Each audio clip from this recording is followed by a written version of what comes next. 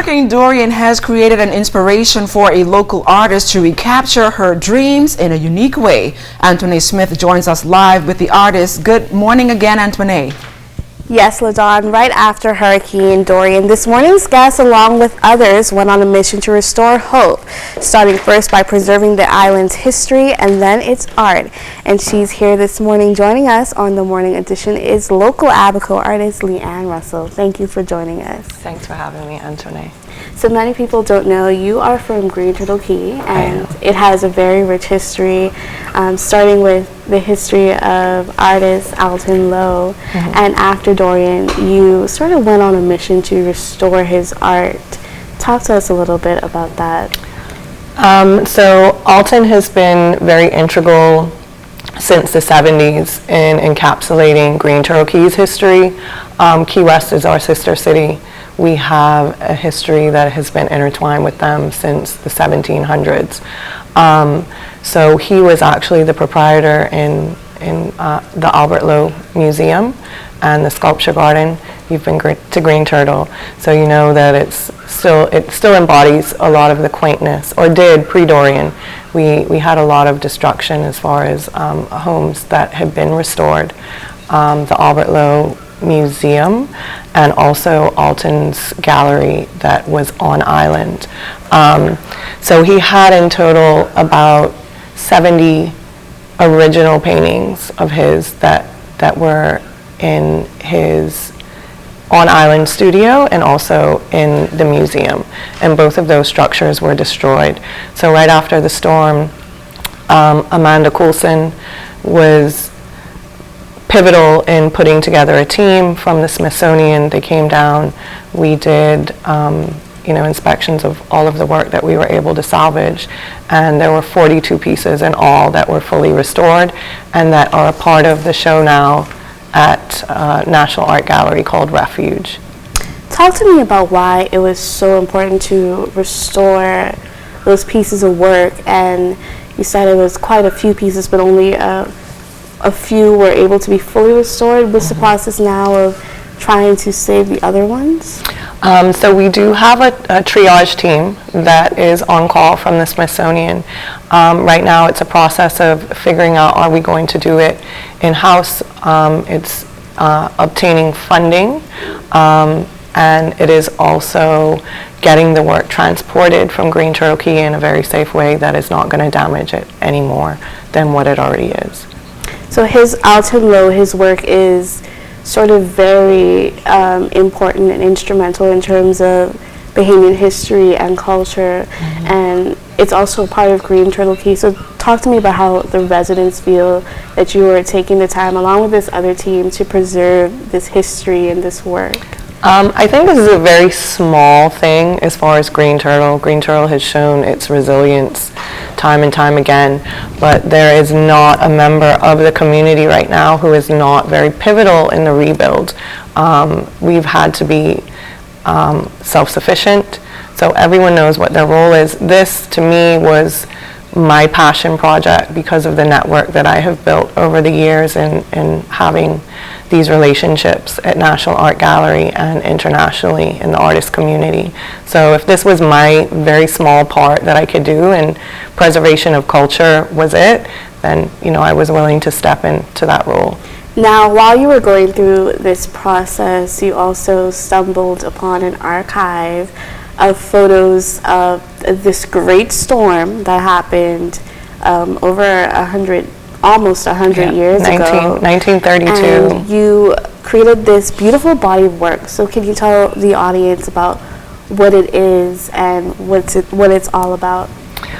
So in working along with the museum, working along with Key West Cares, I had Marisa Malone, who is the daughter of Bahamian master artist Brent Malone.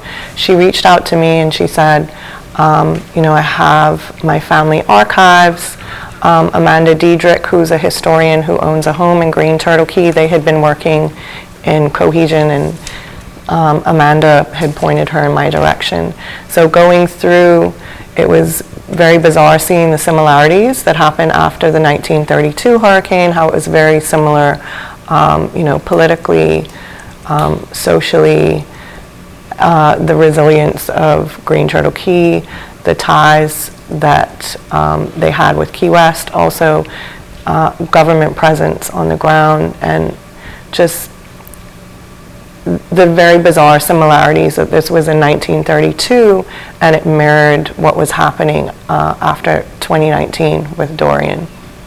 For those persons who haven't seen the artwork, basically you take an exact area in Green Turtle Key and compare it with the same image, the mirror image from the 1930s, and it's quite stunning. Thank you. How did you get the idea to say, I'm going to do this? It was a very organic process. I went through Dorian in Green Turtle Key, and in seeing the images when Marisa sent them to me, said, I would not know where this image was unless I saw the same destruction, almost 100 years later.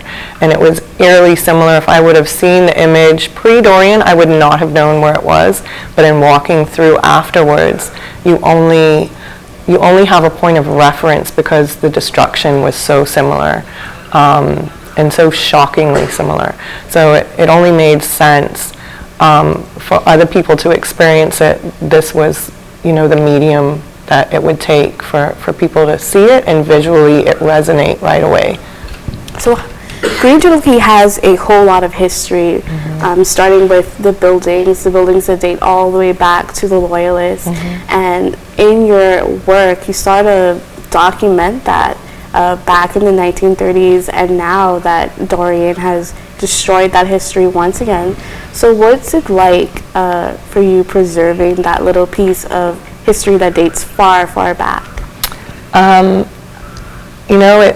It's a blessing and a curse. It's also there. You can see these photos provided a time capsule after 1932, and we were able to have empathy for these people and understand their experience.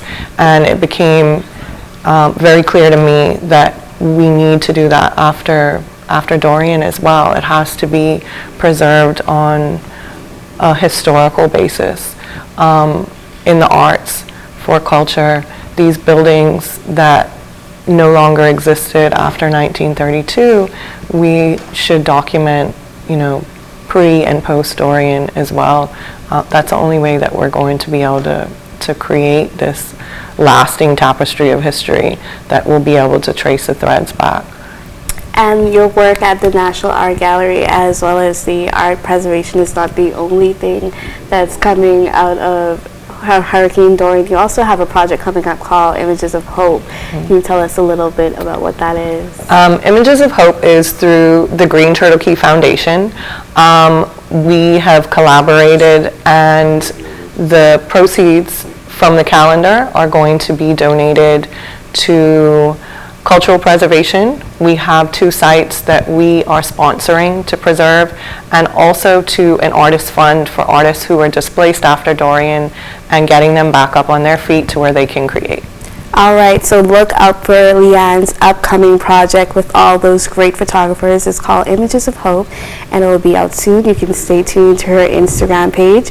For now, I'm Antoinette Smith. Thank you so much for coming, Leann. Thank you.